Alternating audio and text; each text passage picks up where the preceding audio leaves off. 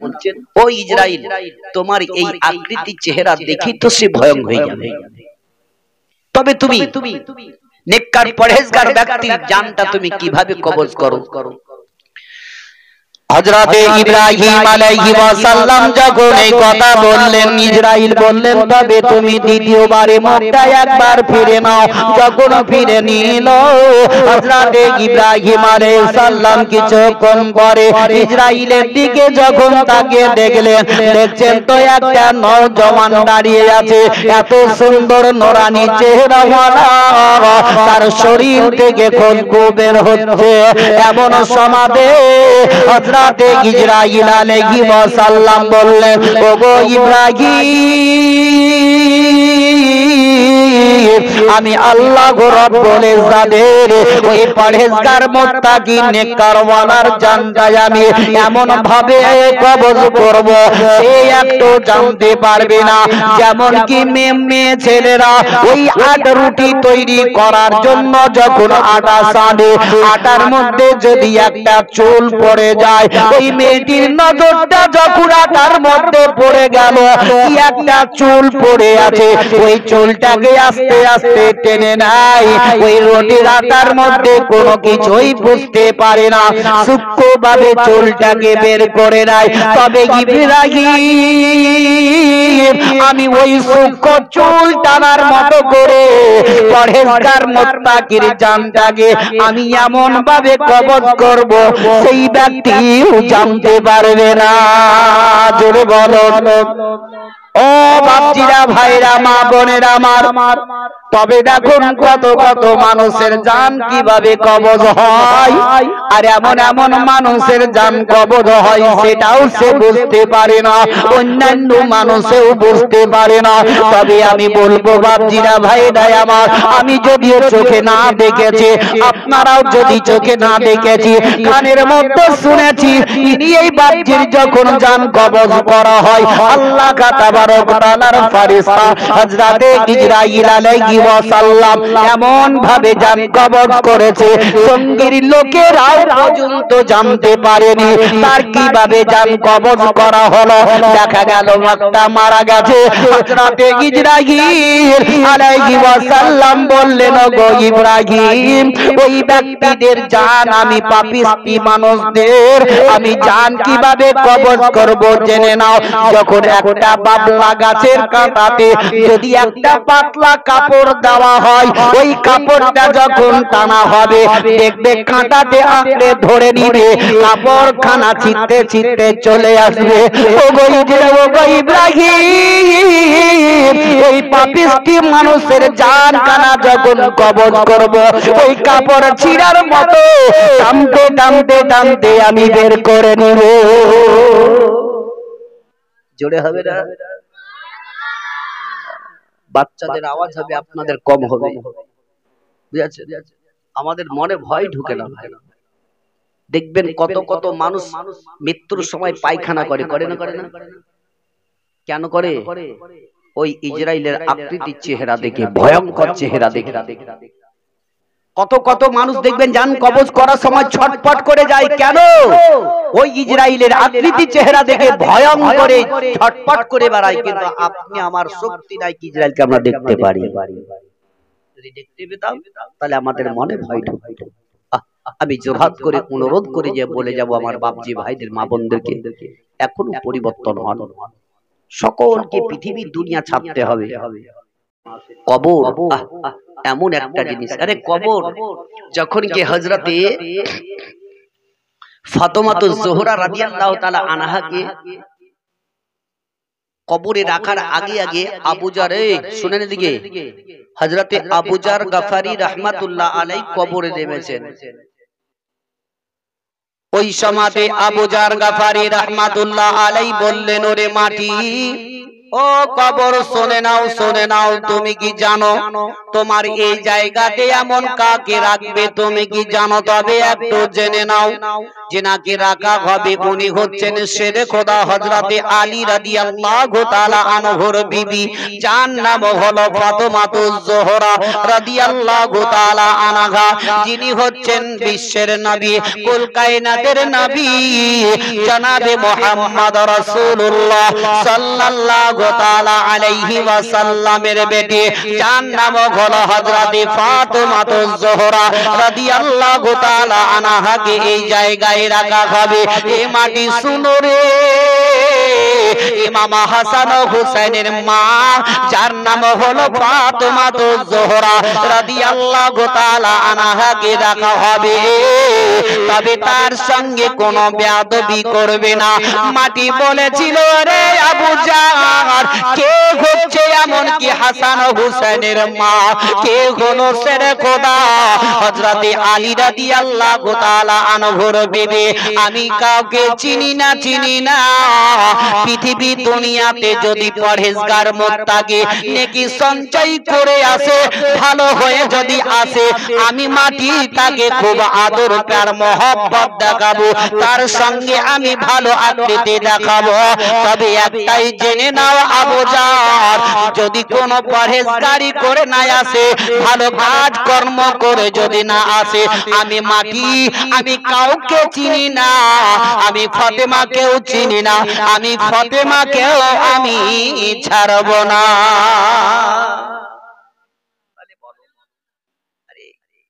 যে বিশ্বের নবীর বেটি ফাতেমার কথা বলেছিল, তাও বলেছেন আমি ফাতেমাকে চিনি না। ও যদি ভালো কাজ করে আসে তো আমি ভালো ব্যবহার দেখাবো, আর যদি ভালো কাজ না করে আসে তাকে আমি ছাড়বো না। তাহলে এখানে আপনি একটু মনের মধ্যে চিন্তা ভাবনা করো।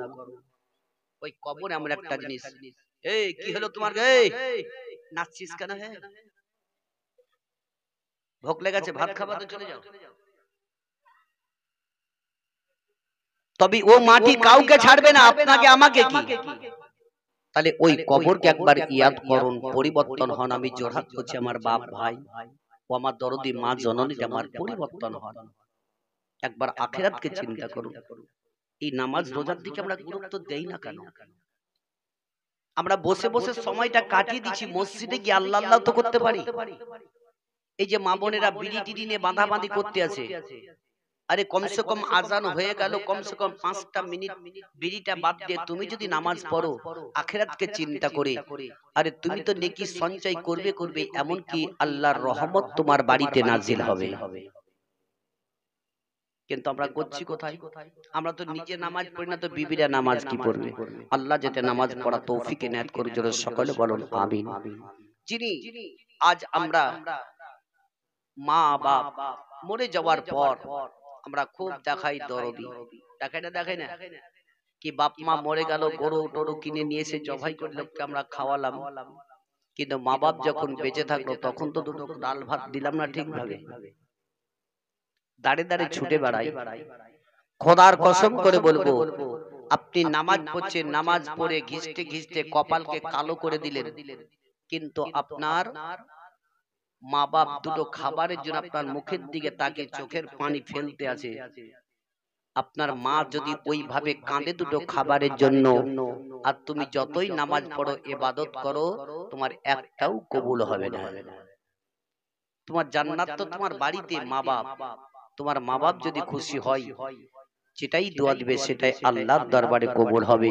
তবে আমার ভাইরা, বাপজিরা, মা বোনেরা, আমার দরদি জননীরা, আমার আল্লাহর নবী দয়ার মুস্তাফা সাল্লাল্লাহু তাআলা আলাইহি ওয়াসাল্লাম আবু জার গফারি রাহমাতুল্লাহ আলাইকে নিয়ে যখন আপন রাস্তা ধরে ছোট করে চলতে আরম্ভ করে দিলেন, এমন সমাজে আল্লাহর নবী দুজাহানের আকা জনাবে মুহাম্মদ রাসূলুল্লাহ সাল্লাল্লাহু সাল্লাল্লাহু তাআলা আলাইহি ওয়াসাল্লাম একটি কবরস্থানের নিকট দিয়ে চলতে লাগলেন।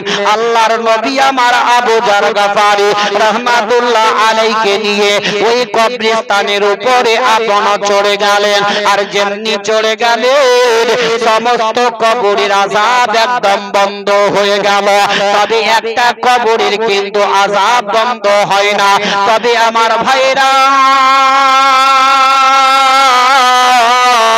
ও আমার মা বোনেরা আমার, তবে কবরে দুই শ্রেণীর দুই ব্যক্তির কবরে বেশি বেশি আল্লাহ আযাব দিয়ে দেয়। বলে কোন কোন ব্যক্তির কবরে আযাব বেশি হয়? এক নাম্বার হলো পৃথিবীতে বেঁচে থাকা কালে যারা পিশাব করে পানি নিল না, যারা পিশাব করে কুলুপ করলো না, তাদের কবরে আল্লাহ বেশি বেশি করে আযাব দেয়। দেখবেন অনেকে মানুষ পিশাব করে পানি লেনা লাই নাপাক অবস্থায় থাকে, ওই ব্যক্তিদের কবরে বেশি বেশি আল্লাহ আযাব দেয়। দুই নম্বর ওই ব্যক্তির যে ব্যক্তি চুগলামো করে, এর কথা ওকে দিয়ে বড় বড় করে দেয়, যাকে গিল্লা বলা হয়। দেখবেন বেশি বেশি মা বোনেদের এই গিল্লা তো আছে আছে, তার থেকে বেশি হয় কি বেটা ছেলের চায়ের দোকানে, তাই না? লোক বলে কি মেয়ে ছেলেরাই গিল্লা বেশি করে, এখন বেটা ছেলেরাই বেশি গিল্লা করছে, বোঝো না? হয় না? চায়ের দোকানে বসবেন তো সারা দুনিয়ার খবর, কে কি করেছে না করে সব খবর পাবে। জোরহাত করে আমি বলবো ও আমার ভাইরা বাপজিরা মা বোনেরা আমার, কেউ কাউরির কথা লাগান ভিড়ানে যাবেন না, চুগলামো করবেন না। যদি কবরের আযাব থেকে যদি বাঁচতে হয়, আল্লাহর নবী টুকটু করে ওই কবরের কাছে চলে গেলেন। তবে ওই কবরটা ছিল একটা যুবক ছেলের, একটা নওজওয়ানের কবর ছিল। নবী আমার দাঁড়িয়ে গেলেন। ওই আযাব যখন চলতেছিল, সাহাবী আবু জার বললেন, ইয়া রাসূলুল্লাহ, ইয়া হাবিবাল্লাহ, নবী গো আপনি কেন এই কবরের কাছে দাঁড়িয়ে গেলেন? কারণটা কি বলো?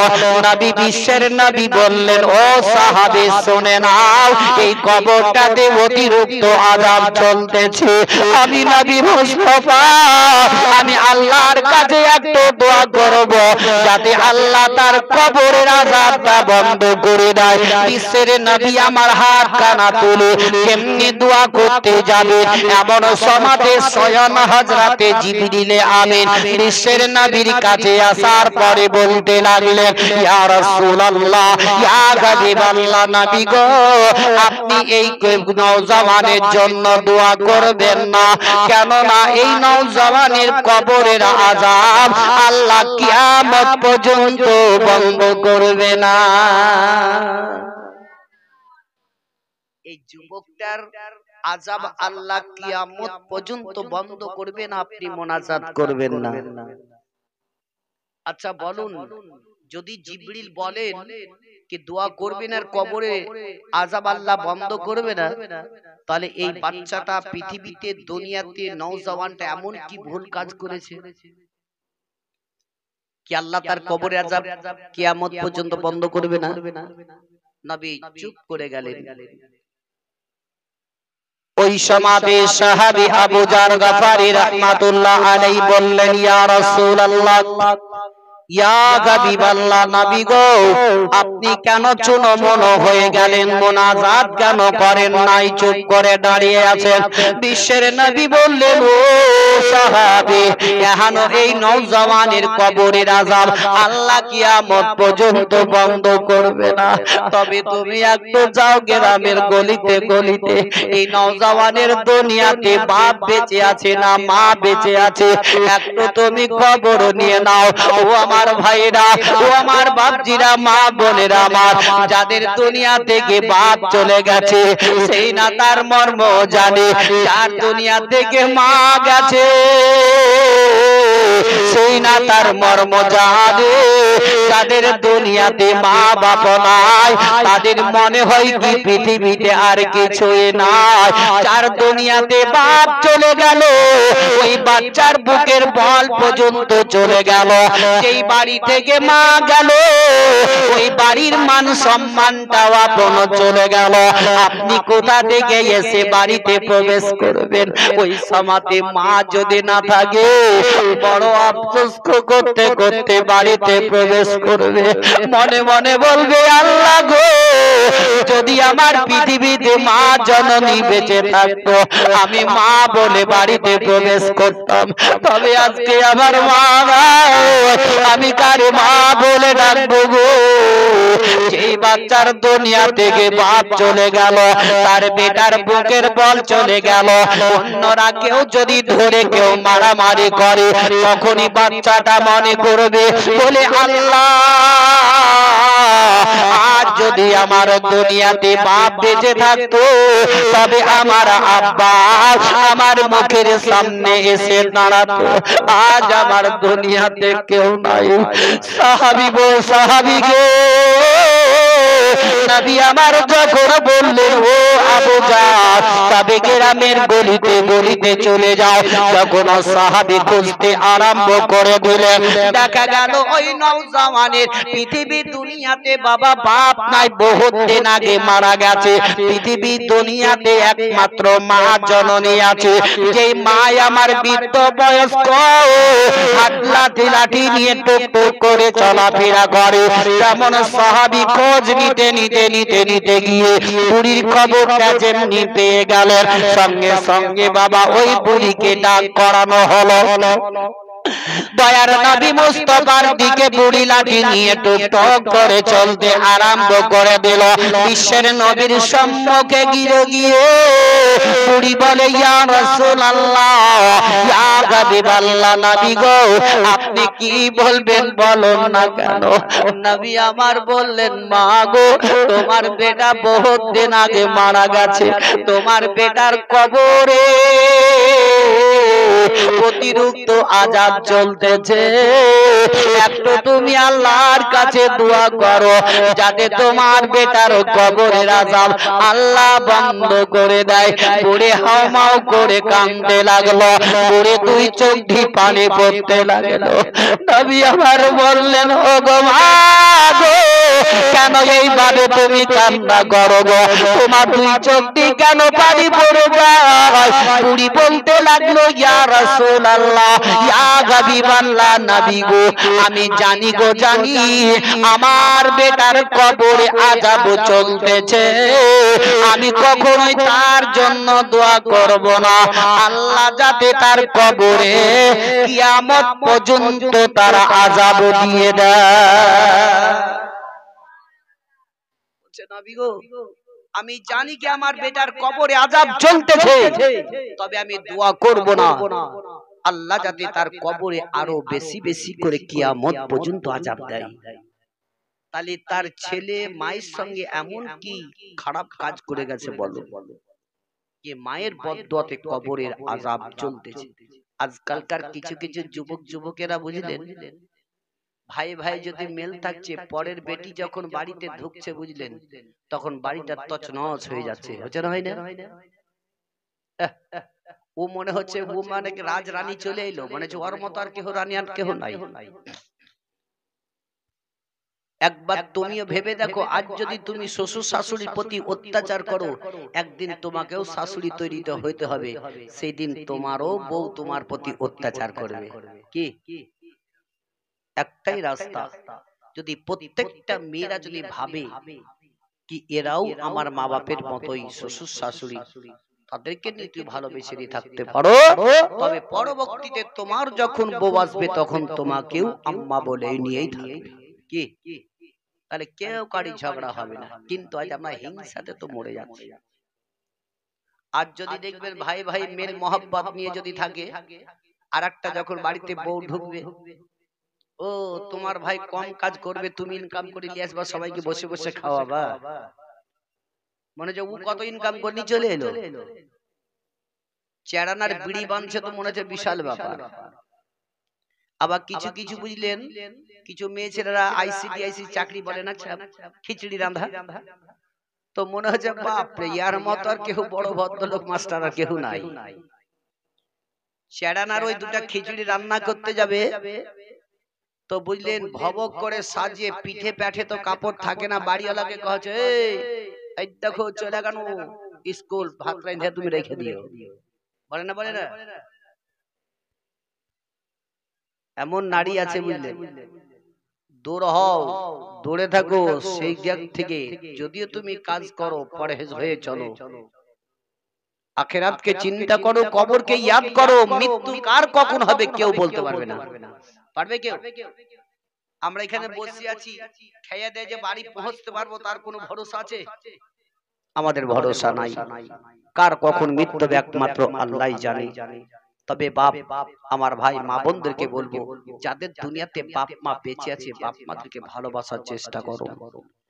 মা যখন চলে যাবে কিচ্ছু থাকবে না, ভাই সব চলে যাবে। ওই সমাজে নবী আমার বললেন, গো বুড়িমা তুমি হচ্ছ গর্ভধারিণী মা, তবে কেন এই কথাটি তুমি বলো, বদদুয়া দাও কেন তুমি বলতে আছো তার কবরে আরো বেশি বেশি করে আল্লাহ আযাব দিয়ে দেয়। দয়ার নবী মুস্তাফার দিকে ওই বুড়ি বাবা কেঁদে কেঁদে কেঁদে কেঁদে বলে, ইয়া রাসূলুল্লাহ,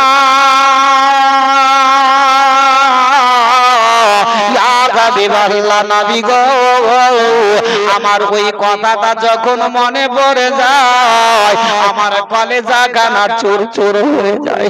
ইয়া রাসূলুল্লাহ, ওই কথাটা যখন মনে পড়ে যায় আমার শরীরটা থরথর করে কাঁপে গো। নবী আমার বললেন, বুড়ি মা তবে এমন কোন কথাটা তোমার মনে পড়লে পরে তোমার কলেজা গানা চুর চুর হয়ে যায়? বুড়ি বলে, ইয়া রাসূলুল্লাহ, ইয়া হাবিবাল্লাহ, নবী গো, আমার বেটা যখন জীবিত ছিল তার বইয়ের কথা শুনে আমার শরীরে মারতে আরম্ভ করে দিল, এত মার মারল গো, আমি সহ্য না করতে পেরে ইয়া রাসূলুল্লাহ হাত দুখানা জোর করে বলেছিলাম, ওরে আমার কলেজার টুকরো, আমি তোর গর্ভধারিণী মা, আমি আর সহ্য করতে পারি না রে বেটা, আমার শরীরে আর আঘাত করবে না। ইয়া রাসূলুল্লাহ, তবু আমার বেটা মারতে ছাড়ে নাই। আমি ওই সমাতে পা দুটো ধরে ধরে এত কেঁদে কেঁদে বলেছিলাম, ওরে আমার কলেজার টুকরো, আমি তোর গর্ভধারিণী মা, আমি তোর পা দুটো ধরে বলি রে, আমার শরীরে আর আঘাত করিস না, আমি আর সহ্য করতে পারি নাই। তবে ইয়া রাসূলুল্লাহ, তবু আমার বেটা শুনল না, মেরে চলে যায়, মেরে যায়। আমি গ্রামের লোকের কাছে বিচার দিতে পারি নাই, তখনই আমি আল্লাহর কাছে দোয়া করে বলেছিল, ওগো আল্লাহ,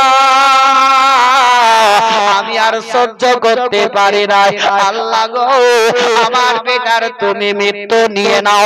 যখনই আমি দোয়া করলাম আল্লাহর দরবারে কবুল হয়ে গেল, আমার বেটার মৃত্যু হয়ে গেল। দ্বিতীয়বারে দোয়া করে বলেছেন, আল্লাহ গো, আমার বেটার কবরের আযাব কিয়ামত পর্যন্ত যাতে বন্ধ না হয়। তাই বলছে সারা বিশ্বের মানুষের দোয়া আল্লাহর দরবারে কবুল হতে পারে ও নাও পারে, তবে মায়ের দোয়া আল্লাহর দরবারে কবুল হয়েই যাবে। জোরে বলো, জোরে বলেন। ঘুমাচ্ছে নাকি? চাটা দিতে বলবো? ভাই আজকাল মনে হয় যে এখন জালসা মিলার যা অবস্থা বুঝলেন, আমাদেরকে ঢোল নিয়ে বেড়াতে হবে, তাই না?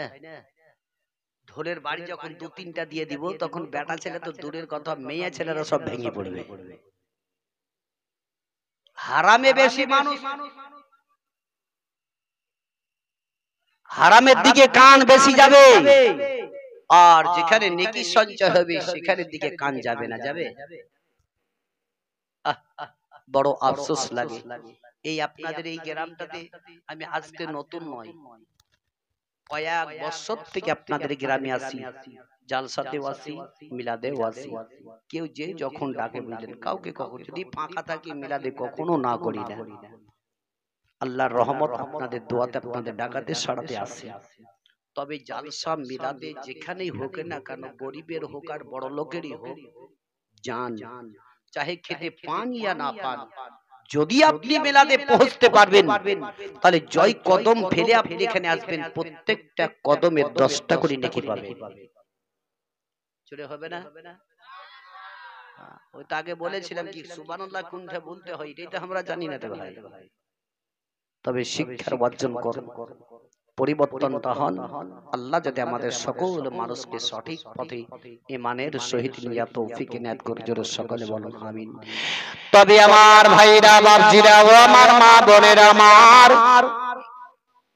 দয়ার নবী মুস্তাফা আমার বললেন, গো বুড়ি মা তুমি হচ্ছে গর্ভধারিণী মা, তবে তুমি যতক্ষণ পর্যন্ত দোয়া না করবে আল্লাহ তার কবরের আযাব বন্ধ করবে না।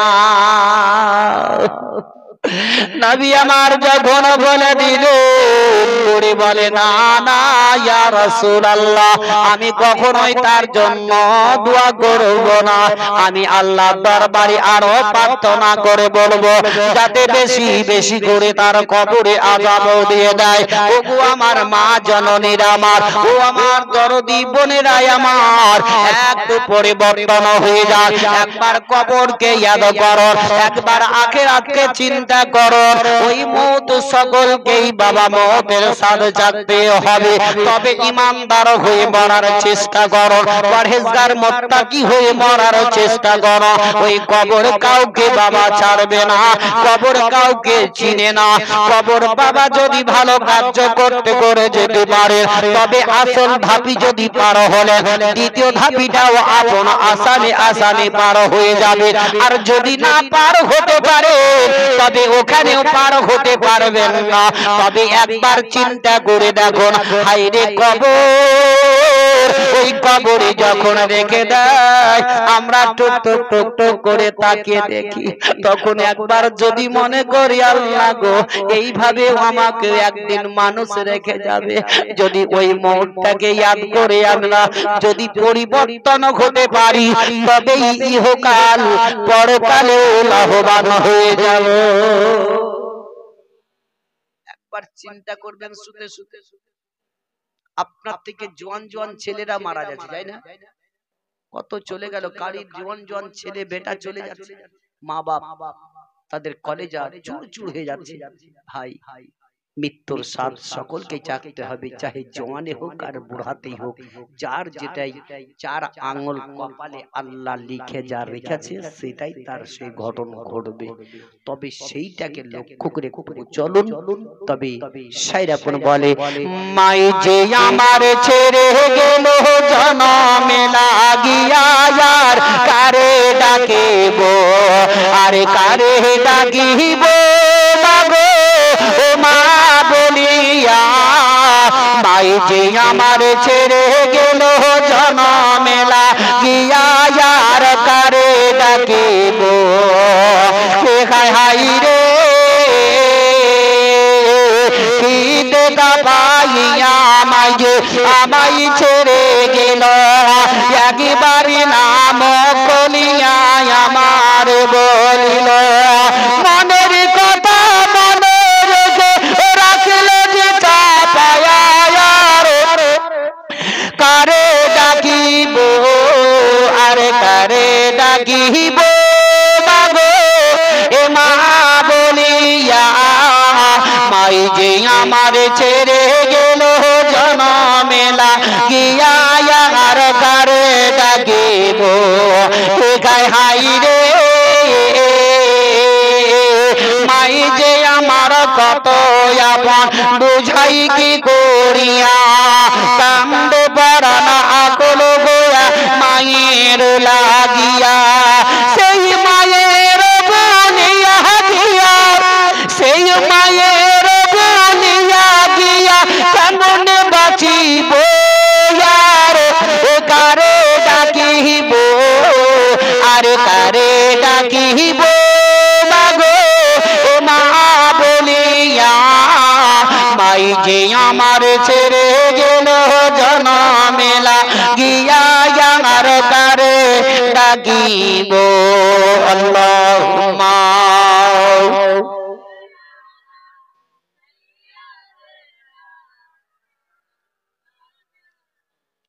وعلى آل سيدنا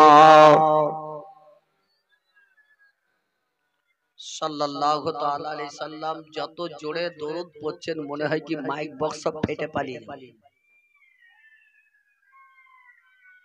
যতটি লোক আছি আমরা বুঝলেন নবীর প্রতি মহব্বত রেখে জোরে জোরে দরুদ যদি পড়ি তো আমাদের বিকট আওয়াজ হবে। দেখেন দুটা শিয়াল চিল্লাচ্ছে, তাদের আওয়াজ দেখেন, তাই না? জানোয়ারের যদি আওয়াজ হয় এতটি, তাহলে আমাদের মুসলমান আমরা নবীর উম্মত, নবীর প্রতি ভালোবাসা রেখে দরুদ পড়ব তো মহব্বতের সহিত জোরে জোরে আওয়াজ করব, যাতে আমাদের আওয়াজ কানা নবী মুস্তাফার রওজাতেও যেন পৌঁছে যায়।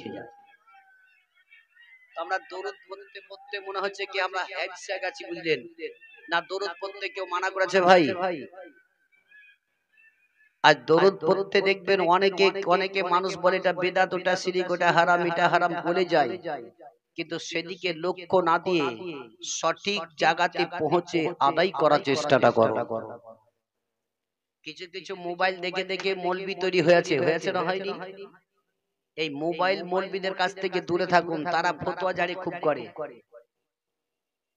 যদি এখন বলা যায় তো আরো বেশি লম্বা চওড়া হয়ে যাবে। 11:30 বেজে গেল, মানে বেলাটা অনেক রাত, আর বেশি লম্বা করবো না। তবে যে গজলটা বলতে বলেছিল সেটাই বলেই আমি ইতিহাস সমাপ্তি করব। কিন্তু আমার বাপজি ভাইদের যতটি আছেন এখানে বসে যাই কিছু এক এক করে 3-4টার বক্তব্য স্থির ভাবে আমরা এই জায়গায় শুনলাম, হাদিস করেন আলোচনা, তবে সেইগুলাকে নিয়ে যদি আলোচনা করে একটু একটু যদি পরিবর্তন হতে পারেন তবে লাভবান হবেন।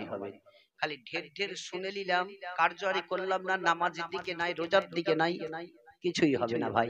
এখানে যতটি আমার বাপজি ভাইরা বসে আছেন, বয়স্ক বাপজিদেরকে বলবো, বাপ মৃত্যু কার কখন আসবে বলা যায় না, তবে এখনো সময় তোবাতিল্লা করে একবার মসজিদে আল্লাহর ঘরে গিয়ে নামাজ পড়ুন। আরে যদিও না জানেন, লোকে দেখে দেখে মাথা ঠুকে নামাজ পড়ুন, ওটাই আল্লাহ কবুল করবে। বুঝতে পারছেন না? পড়েন না? যদি বুঝতে পারতাম তাহলে আজ আমাদেরকে এভাবে বলতে হতো না। তা যাক, আমি পড়েছিলাম ওয়াবিল ওয়ালিদাইনি ইহসানাও, তোমরা মা বাপের প্রতি ইহসানি করো, মা বাপের পদতলেই জান্নাত আছে। জোরে বলো সুবহানাল্লাহ। তবে যাই হোক, যে গজলটা বলেছিলেন ইনশাআল্লাহ আমি ওটা 2-3টা কাতার বলছি। নবী তোমার নাম শুনিয়া পাগল আমরা হইলাম গো, নবী একেবারে তুমি আইসো গো, নবী একেবারে তুমি আইসো গো, সপানেতে দিও গো দেখা, দেখিব নয়নে ভোরে গো, নবী একেবারে তুমি আইসো গো, নবী একেবারে তুমি আইসো গো, জীবন তারে সই পাগো দিতাম নবী তোমার চরণে, আমি চুমুকে তামি কদমে, নবী চুমুকে তামি কদমে, নবী তোমার ওই নাম শুনিয়া পাগল মোরা হইলাম গো, নবী একেবারে তুমি আইসো গো, নবী একেবারে তুমি আইসো গো, তোমার প্রেমে পাগল হইয়া ঘর বাড়ি সব ছাড়লাম গো, নবী তোমায় পাইবার আশায় গো, নবী তোমায় পাইবার আশায় গো, তোমার প্রেমে পাগল হইয়া ঘর বাড়ি সব ছাড়লাম গো, নবী তোমায় পাইবার আশায় গো, নবী তোমায় পাইবার আশায় গো, নবী তোমার ওই নাম শুনিয়া পাগল মোরা হইলাম গো, নবী একবার তুমি আইসো গো। যাই হোক বাপজিরা ভাইরা আমার, বহুত কিছু আপনারা মন দিয়ে স্থিরভাবে শ্রবণ করলেন। আল্লাহ তাবারক তাআলা প্রত্যেকটি মানুষকে সেই দিকে লক্ষ্য করে চলা তৌফিক ইনায়েত করুক। জোরে সকলে বলুন আমিন সুম্মা আমিন। আমার বক্তব্য এখান থেকে দ্বিতীয় সমাপ্তি করলাম। বলার মাধ্যমে, ভাষার মাধ্যমে ভুল ত্রুটি হলে ক্ষমা প্রার্থী। ওয়া মা আলাইনা ইল্লাল বালাগ। আসসালামু আলাইকুম ওয়া রাহমাতুল্লাহি ওয়া বারাকাতুহু। আমরা রাধার দেশের লোক, আপনার বাগড়ি দেশের লোক। আপনারা ছাতু বেশি খেতেন আর আমরা মুড়ি এখনো বেশি খাই, এটাই ফার্ক। তবে আজকে আমরা জানাজাতে যাওয়ার পরে আমরা জানাজার নিয়তটা আমরা জানি না। জানি ইমামদেরকে বলে দিতে হয় জানাজার নিয়ত। যদি বাই চান্স যদি কোনো একটা ইমাম যদি জানাজার নিয়তটা না বলে দেয়, তো দেখবেন ওই মৌলবীটাকে মসজিদে আসার পর 3 দিনের মধ্যে বলে ডেরা রাম্পা বাঁধর বাড়ি চলে যাও। বলছে কেন? বলে তুমি জানাজার নিয়ত বলে দাও। লজ্জা করা উচিত মুসলমানকে। আজ একটা ইমামকে আমরা তাড়ছি, ইমামের ভুল না আমাদের ভুল, সেটা একবার বুকে হাত দিয়ে বলেন তো কাদের ভুল? ইমামের না আপনাদের? আমাদের। কাদের ভুল? ভুলটা আমাদের, ইমামদের নয়। আমাদের কর্তব্য শিক্ষা নেওয়া। আমি যদি না জানি কোন নামাজির কাছে যাব, বলে বাপ কিংবা চাচা কিংবা নানা কিংবা দাদু আমাকে দোয়াটা শিখিয়ে দাও, কোনদিন আমরা জিজ্ঞাসা করি? আমরা কোনদিন জিজ্ঞাসা করতে না। ভুলটা হচ্ছে আমাদের, ইমামের নয়। কিন্তু ইমামকে সামান্য একটা নিয়ত না বলে দেওয়ার জন্য একটা খুদ পেয়ে তাকে তেড়ে দিল। এটাই পাবলিকের হলো বুকে বল মৌলবীদেরকে তেড়ে দেওয়া। কিন্তু তোমার ভুলটা তুমি একবারও স্বীকার করবে না। আচ্ছা বলেন, মাটি কয় খাবল দেয়? 4 বার না 5 বার? কয়বার দেয়? হ্যাঁ 3 বার। এটা সবাই জানে, তাই না? একটা বাচ্চা বাচ্চা ছেলেদেরকে যদি বলেন তো 3 বারের বেশি দিতে হয় না, এটা জানে। এ 3 বার যে মাটি দেয়, কি বলে মাটি দেয়? যারা যারা জানে দেখবেন তারা পরে মিনহা খালাকানাকুম ওয়া ফিহা নুঈদুকুম ওয়া মিনহা নুখরিজুকুম তারাতান উখরা। আর যারা না জানে তারা পড়ে বিসমিল্লাহ। আর যারা বিসমিল্লাহটাও জানে না, হায় রে মুসলমান, সে মাটি দিতে যদি যায় তো মুখে আওয়াজ করে। মুঝে সূরা ইয়াসিন পড়ে পড়ে মাটি দিয়ে দিল। কথাগুলো আমার ঠিক না বেঠিক বলো? আমাদের তো নিচেকার ধাপির শিক্ষা গেলাই তো শিখতে পারলাম না, বা উপরে গিয়ে আমরা লাফালাফি কেন করি বলো? আমরা সেই ব্যক্তিকে শেষবারের মতো তাকে মাটি দিতে যাই, সে মাটি দেওয়ার দোয়াটাও আজকে আমরা জানতে পারলাম না, শিখতে পারলাম না। আবার তুমি দোকানে গিয়ে খুব বড় বড় ফতোয়া মশলা খুব জাহেরি করছো, মনে হচ্ছে মৌলবীদের থেকে আরো বড়। কিছু কিছু দেখবেন পাবলিকে জিজ্ঞাসা, মৌলবী সাহেব কিংবা কোন মুফতি সাহেবকে বলে কি এই মশলাটা কি হবে? তো আমার জ্ঞানে মনে হয় কি মৌলবীদেরকে মুফতিদেরকে জিজ্ঞাসা না করে চায়ের দোকানে খাতার কলম নিয়ে বসে যাবেন, দেখবেন মুফতিদের থেকে বড় বড় মুফতি চায়ের দোকানে বসে থাকে। থাকে না? ওরাই তো বলে দেয় এইটা করা হারাম, ওইটা করা বেদাত, এইটা করা শিরক, দরুদ পড়া বেদাত, কিয়াম করা হারাম, ইয়া করা হারাম। ওরাই তো ফতোয়া দেয়। তো মৌলবীদেরকে কি শোনাবে? কোনঠে যে হারাম আর কোনঠে বেদাত আর কি যে কোথায় পেলে একমাত্র আল্লাহই জানে। আল্লাহ তাবারক তাআলা আমাদের প্রত্যেকটি মানুষকে শিক্ষা অর্জন করার তৌফিক ইনায়েত করুন। জোরে সকলে বলুন আমিন। ভাই আমার, বাপজিরা আমার, আমরা জালসা মিলাদে যদি যাই আমাদেরকে মন দিয়ে স্থিরভাবে শোনা দরকার, মাথায় ভরে নেওয়া দরকার। এই যে বাড়ি থেকে এক এক করে কয়েকজন চলে গেল, আজ আল্লাহ রাসূলের হাদিস এটাই আছে যে কোন ব্যক্তির যদি মৃত্যু জুম্মার রাতে, মানে বৃহস্পতিবার দিন গিয়ে রাত্রিতে কিংবা জুম্মার দিনে যদি মৃত্যু হয়, আল্লাহ তাবারক তাআলা তার কবরের আযাব কিয়ামত পর্যন্ত বন্ধ করে দেয়। জোরে বলো আল্লাহ তাবারক তাআলা তার কবরে কিয়ামত পর্যন্ত আযাব হবে না। আজ ভাগ্যবান এই বাড়ি থেকে যে বাপজি গেছেন ওনার মৃত্যু হচ্ছে জুম্মার রাতে। আল্লাহ তাবারক তাআলা তার কবরের আযাবকে যাতে কিয়ামত পর্যন্ত বন্ধ করে দেয়, জোরে বলুন। এই নিয়তটা আল্লাহর নবী খুদ বলেছেন যে তোমরা বেশি বেশি করে আল্লাহর কাছে দোয়া করো যে আল্লাহ যাতে আমার মৃত্যুটা জুম্মার রাতে কিংবা জুম্মার দিনে হয়, বেশি বেশি করে দোয়া করো। তবে দেখবেন কিছু মানুষ আবার প্রশ্ন করবে মৌলবীদেরকে, কি মৌলবী সাহেব ওই লোকটা 5 ওয়াক্তের নামাজ পড়লো না, তার জুম্মার রাতে কিংবা জুম্মার দিনে যদি মৃত্যু হয় তার কবরে আযাব হবে না? প্রশ্ন করবে না করবে না? মানে মানুষের তো মানে খুব ধরার লেগে খুব রেডি হয়ে থাকে মৌলবীদের। তো কথা হচ্ছে আল্লাহর নবী সাল্লাল্লাহু তাআলা আলাইহি ওয়াসাল্লাম উদাহরণ দিয়ে বললেন কি যেমন কি আমার কাছে 5000, ইনার কাছে 500, ওনার কাছে 5 টাকা, তিনটাই টাকা না টাকা নয়? তিনটাই টাকা, কিন্তু কম বেশি। নবী বললেন পৃথিবীতে বেঁচে থাকাকালীন কেউ যদি কিঞ্চিত পরিমাণ নেকি সঞ্চয় করে থাকে আর ওই ব্যক্তির মৃত্যু যদি জুম্মার রাতে হয়, তার কবরের আযাব আল্লাহ কিয়ামত পর্যন্ত বন্ধ করে দেয়।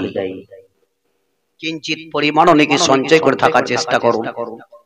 ওই কবরকে একবার ইয়াদ করুন, যে কবরকে দেখে হযরতে উসমান গনি রাদিয়াল্লাহু তাআলা আনহু দাঁড়িয়ে দাঁড়িয়ে ওয়াজন্ননে কাঁদতেন, জোরে বলুন সুবহানাল্লাহ।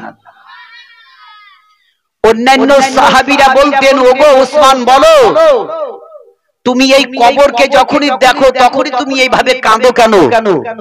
হযরতে উসমান গনি রাদিয়াল্লাহু তাআলা আনহু বলেছেন এই কবর হলো আসল ধাপি। প্রথম ধাপি যদি বলো তো কবর, এই কবর যে পার হতে পারলো সে দ্বিতীয় ধাপিটাও পার হতে পারবে। তাই আমি কবরকে দেখে আমি কান্না করি কি আল্লাহ এই প্রথম ধাপি কবর আমি পার হতে পারবো কিনা।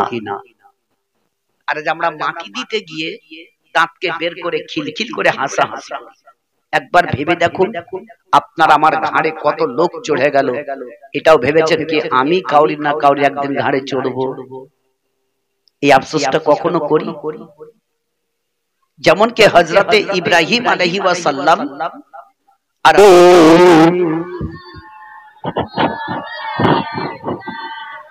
ইয়া রাসূল সালাম আলাইকা ইয়া হাবিব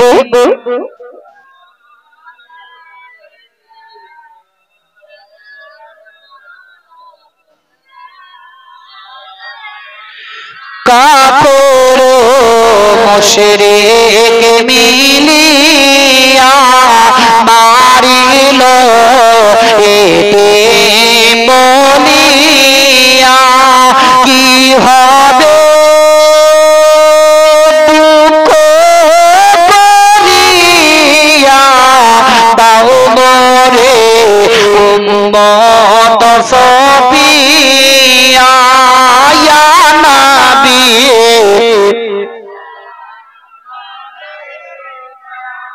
ইয়া রাসূল সালাম আলাইকা ইয়া হাবিব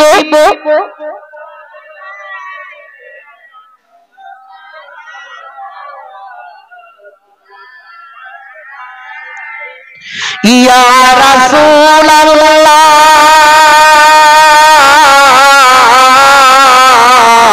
ইয়া হাবিবি নূর নবী হালে মার ঘরে ইয়া খোদা পুরিলেন জারে হালিমা কান্দিছেন ডরে নাবিজি বোঝানা তাহারে ইয়া নবী সালাম ইয়া রাসূল সালাম আলাইকা ইয়া হাবিব